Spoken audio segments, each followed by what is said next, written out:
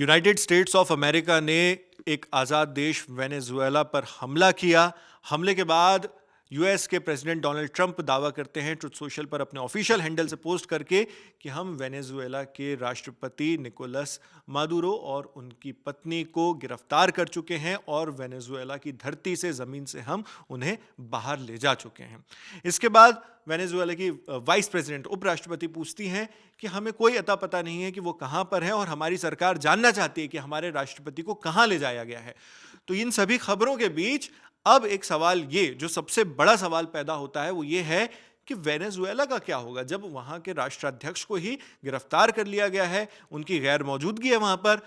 तो फिर इसके बाद वेनेजुएला के लोगों के पास क्या ऑप्शन बचता है, वहाँ की सरकार किस तरह से चलेगी और आगे की राह क्या है जब सैन्य संघर्ष भी सामने नजर आ रहा है। साथ में पड़ोसी देश कोलंबिया की भी बात करेंगे कि उसने भी अपने सैन्य तैनाती बढ़ा दी है। जी निकिता, तो हमारे साथ निकिता है जो दुनियादारी की प्रोड्यूसर है, वो ये सारी जानकारियां आपके लिए और हमारे लिए लेकर आई हैं जो हमें बारी बारी से समझाएंगी। तो सबसे पहले तो मैं यही पूछूंगा कि क्या ऑप्शंस है इसके बाद वेनेजुएला के सामने?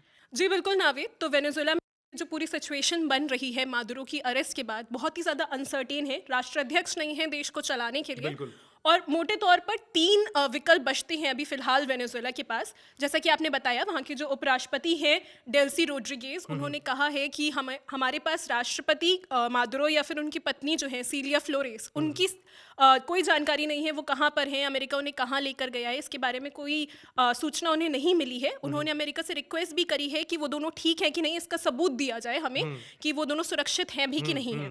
तो उसके बाद अब अमेरिका के पास तीन विकल्प बचते हैं। पहला तो ये है कि जो उनके संविधान में भी लिखा है कि अगर वेनेजुएला के पास तीन विकल्प बचते हैं। हाँ जी, तो वेनेजुएला के पास तीन विकल्प बचते हैं। पहला तो यह है कि जैसा कि उनके संविधान में भी लिखा है कि अगर राष्ट्रपति किसी भी वजह से पद से हटते हैं तो वहाँ की जो उपराष्ट्रपति हैं वो टेक ओवर करेंगी, कार्यकारी राष्ट्रपति बनेंगी। 30 दिन के अंदर इसके बाद चुनाव कराए जाएंगे वेनेजुएला में और फिर जो भी जनता के सहमति से जो भी राष्ट्रपति बनकर आएगा वो अपना जिसके पास भी जनमत होगा वो अपना 6 साल का कार्यकाल बढ़ाएगा आगे और वैसे ही सरकार चलेगी फिर। अब इसके अलावा जो दूसरा विकल्प है वेनेजुएला के पास वो ये है कि अगर किसी वजह से वहाँ के मंत्री रिजाइन कर देते हैं, उनके ऊपर कोई दबाव बढ़ता है, राष्ट्रपति क्योंकि अपोजिशन पर नहीं है, उस केस में वो खुद भी अगर प्रेशर में फील करते हैं, सरकार नहीं चला पा रहे हैं या फिर किसी एक्सटर्नल प्रेशर की वजह से वो रिजाइन कर देते हैं, तो वहाँ की जो अपोजिशन पार्टी है उनके पास ये एक बहुत अच्छा मौका है। वेनेजुएला की पॉलिटिक्स पिछले कुछ समय में जिस तरह से डेवलप हुई है, पिछले जब इलेक्शंस हुए थे तो वहाँ की अपोजिशन पार्टी ने ये दावा किया था कि वो चुनाव जीते। कई सारी मीडिया रिपोर्ट्स और रिसर्च रिपोर्ट्स में भी ये दावा किया गया कि मादुरो ने चुनाव में धांधली करी। उसके बाद मादुरो ने रिजल्ट भी एक्सेप्ट नहीं करा कि अपोजिशन लीडर जीते। उन्होंने कहा कि रिजल्ट गलत है और मैं ही जीता और उन्होंने सत्ता नहीं छोड़ी, वो बने रहे राष्ट्रपति पद पर। उसके बाद जो अपोजिशन लीडर थे एडमुंडो गोंजालेस, वो निर्वासन में चले गए। उन्होंने कहा मुझे गिरफ्तारी का खतरा है, मेरी जान को खतरा है, तो वो निर्वासन में स्पेन चले गए। फिलहाल वो स्पेन में ही रहते हैं। तो ऐसे में उनके पास और उनकी पूरी पार्टी के पास ये एक बहुत बड़ा विकल्प है। तो अगर सरकार, ये जो पार्टी है निकोलस मादुरो की, ये अगर सत्ता से हटती है तो मुमकिन है कि जो अपोजिशन पार्टी है वो टेक ओवर करने की कोशिश करे। हो सकता है ये भी पॉसिबिलिटी है कि अपोजिशन टेक ओवर कर ले। उनको अमेरिका का भी सपोर्ट है। अपोजिशन लीडर है मारिया मकाडो, वो उन्होंने इस बार नोबेल पीस प्राइज भी जीता है, तो वो भी एक बड़ा चेहरा है। हालांकि उनके ऊपर लास्ट इलेक्शन के दौरान बैन लगा दिया गया था, उनको चुनाव नहीं लड़ने दिया गया था, जिसके बाद एडमुंडो गोंजालेस ने उनकी जगह ली, वो राष्ट्रपति बने, ऐसा अपोजिशन पार्टी का दावा था। तो ये हो सकता है कि अमेरिका के समर्थन से वो सरकार बना ले और फिर वो वेनेजुएला को आगे बढ़ाए। इससे अमेरिका और वेनेजुएला के रिश्ते में ये जो पूरा अमेरिका का पूरा चल रहा है मादुरो को लेकर, उसको भी उन्हें बैलेंस करने में मदद मिल सकती है। तीसरा एक विकल्प जो बचता है वो है मिलिट्री इंटरवेंशन का। तो वेनेजुएला में ये कोई नई बात नहीं होगी, पहले भी इस तरीके की तख्तापलट की कोशिश की गई है और अब क्योंकि सरकार नहीं है, कोई सरकार को संभालने वाला नहीं है, राष्ट्रपति नहीं है उनके पास, तो ये पॉसिबिलिटी है। वहाँ की रक्षा मंत्री जो हैं उन्होंने भी कहा है कि अभी वो पूरी सिचुएशन को समझ रहे हैं, वहाँ की मिलिट्री को एक्टिव किया जा रहा है, डिफेंस प्लान एक्टिव करने की बात कही जा रही है। मादुरो को भी अरेस्ट करने से पहले मादुरो का स्टेटमेंट आया था कि उन्होंने अपने कंट्री के डिफेंस प्लान को एक्टिव करने का आदेश दे दिया है। तो उनके जो रक्षा मंत्री हैं पाद्रिनो लोपेज, वो हो सकता है कि यहाँ पर आगे बढ़ें और देश को टेक ओवर करने के लिए, देश को संभालने के लिए मिलिट्री इंटरवेंशन करें। तो ये एक 3 पॉसिबिलिटीज़ हैं कि या तो राष्ट्रपति जो हैं उनके जाने के बाद उपराष्ट्रपति बने और फिर वापस सिलेक्शन हो, ऑपोजिशन टेक ओवर करे या फिर मिलिट्री इंटरवेंशन हो। फिलहाल ये तीन चीज़ें दिख रही हैं, लेकिन होने को कुछ भी हो सकता है।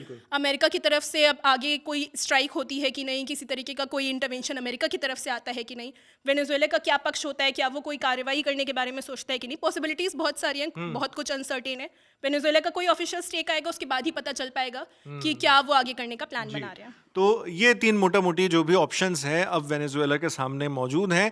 हालांकि ये काफ़ी फॉर्मल वाले जो ऑप्शंस हैं वो हैं कि लॉन्ग टर्म में आप क्या क्या कर सकते हैं, वो वाले ऑप्शन है, और बहुत बड़े डिसीजंस इनके लिए लेने पड़ सकते हैं। और लेकिन अगर अभी की सिचुएशन पर बात किया जाए तो सिचुएशन काफ़ी वॉलेटाइल है।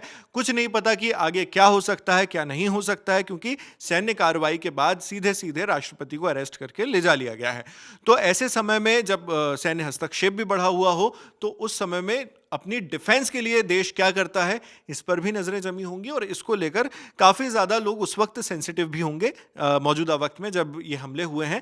इसके साथ ही एक बात और है कि यूएस को लेकर ये भी आरोप लगाए जा रहे थे, जब यूएस का मिलिट्री का जो वहाँ पर बिल्डअप बढ़ते जा रहा था, लगातार सेना की वहाँ पर तैनाती बढ़ाते जाने लगी थी वहाँ पर, तो उसके बाद वहाँ पर यह भी आरोप लगाया जा रहा था कि यूएस यहाँ पर सैन्य तख्ता पलट या फिर किसी और तरह का तख्ता पलट करना चाह रहे ताकि मादुरो के कोई ऑप्शन के तौर पर उसके अंदर से, वेनेजुएला के अंदर से कोई और लीडर खड़ा कर दिया जाए जो उसकी जगह ले सके, उनकी जगह ले सके।